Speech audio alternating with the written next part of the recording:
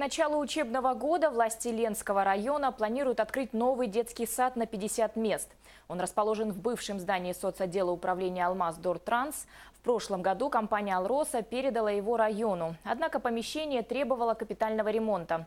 Подробнее смотрите в нашем следующем сюжете.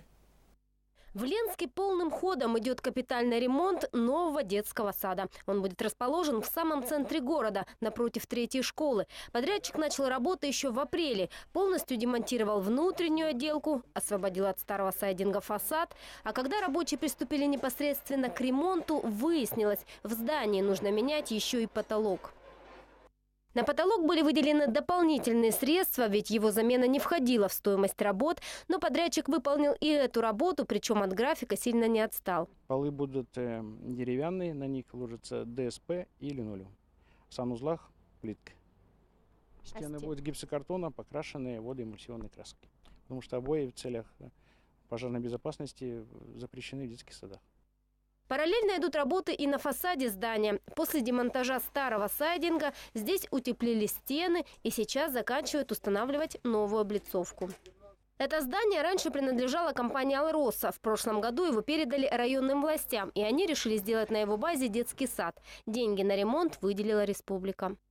Контракт заключен у нас на 13 миллионов 700 тысяч. Это общестроительные работы.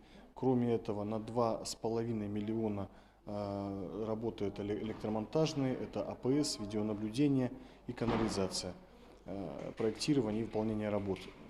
И вот сейчас 1 600 000 дополнительно у нас выделяется на ремонт чердачного перекрытия. Подрядчик работает быстро и качественно. После завершения ремонта новый детский сад проверит специальная комиссия. И уже тогда у еще 50 детей Ленска появятся места в детском саду.